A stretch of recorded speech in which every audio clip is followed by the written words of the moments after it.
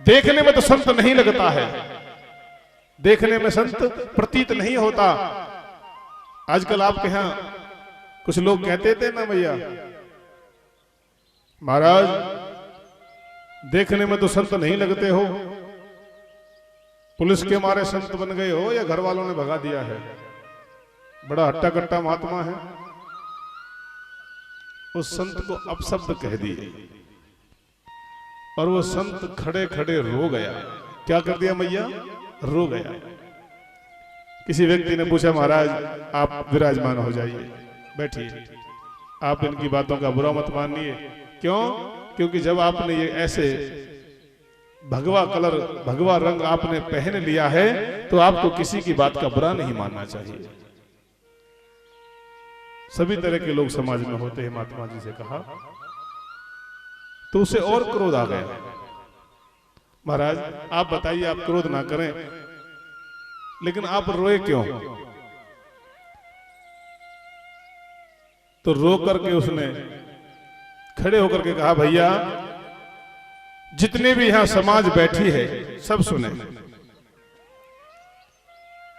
आप में से भगवान ना करे किसी के साथ ऐसा हो जो मेरे साथ हुआ है, और ना तो मैं किसी के डर की वजह से मैं महात्मा संत हुआ हूं और ना मेरे घर वालों ने मुझे भगाया है।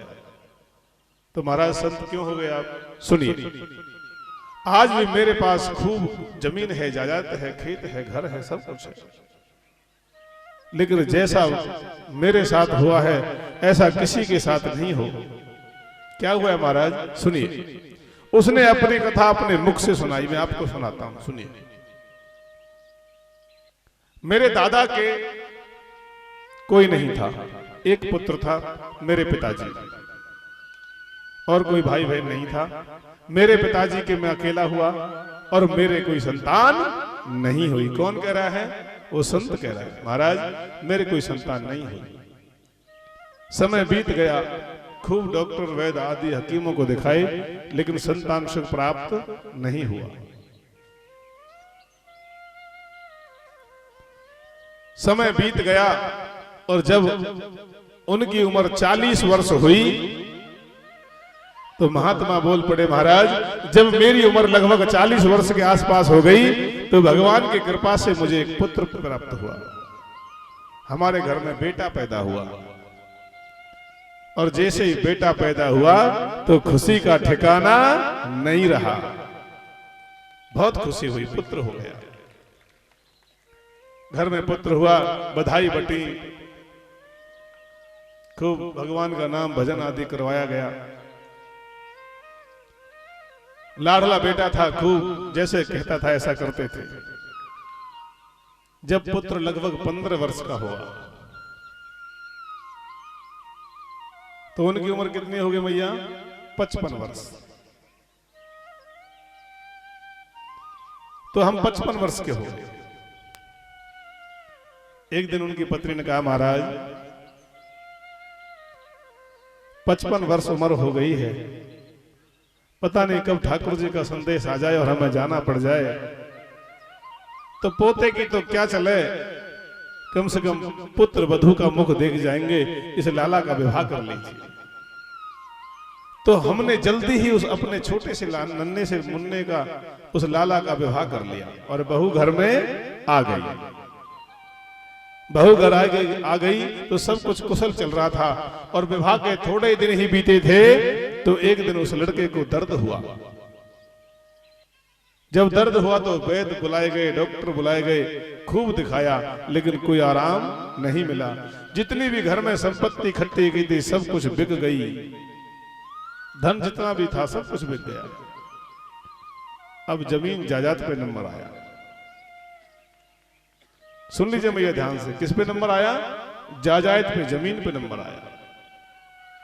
कुछ जमीन बेची और मन में एक दिन विचार किया, भैया कोई बात नहीं, दिल्ली भी दिखाया है, एम्स में दिखाया है, वहां दिखाया है, कोई बात नहीं, अब देश से बाहर भी दिखाएंगे। जब काफी पैसा लगा दिया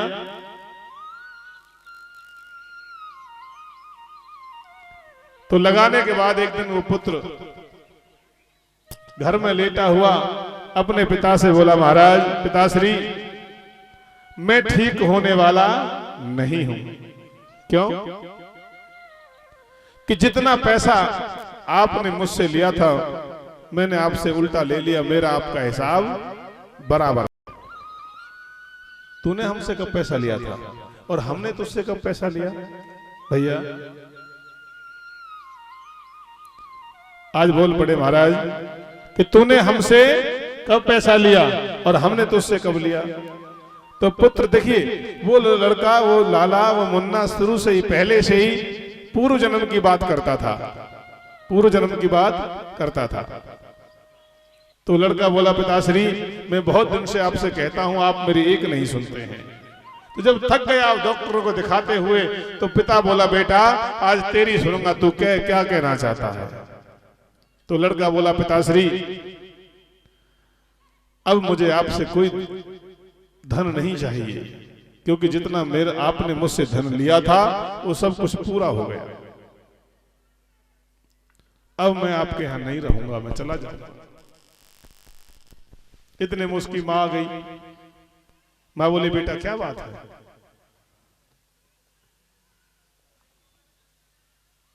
तो लाला बोला, मैया पिछले जन्म में जो मेरे पिताजी हैं एक चोर हुआ करते थे। क्या होते थे? चोर, डाकू थे। और मैं एक साहूकार था। अच्छा, फिर तेरे पिता तो चोर था और तू साहूकार था। हाँ, मैं कहीं से व्यापार करके अपने घोड़े पे, घोड़ी पर बैठ करके आ रहा था, तो जहां मेरे दर्द होता है इस डाकू ने मेरे वहां बल्लम मार दिया। होता ना छुरी, जब जिसमें लकड़ी में लगा होता है, भाला मार दिया और मेरा सारा धन मुझसे लूट करके ले गए। मैं घोड़ी से गिर गया और वहीं पड़ा पड़ा मर गया। जो आपका धन अब तक खर्च हुआ है, ये मेरा वो धन है जो आप पिछले जन्म में मुझसे लूट करके लाए थे। तो मां रोते हुए बोली, बेटा मैंने मान लिया कि तेरा पिता तो चोर था, डाकू था और तू साहूकार था। तेरा हिसाब तो बराबर हो गया, वो भी ठीक है। लेकिन इस बहू की क्या गलती है? यदि तू मर जाएगा, यहां से चला जाएगा, तो जो तेरी बहू है इसका क्या होगा? इसकी क्या गलती है? ये कैसे रहेगी? तो लड़का बोला, मैया ये मेरी पत्नी नहीं है, ये तो मेरी घोड़ी है जो उस समय मुझे रास्ते में गिरा करके आधे रास्ते में छोड़ करके भाग आई थी। आज मैं इसे आधे रास्ते में छोड़ जाऊंगा।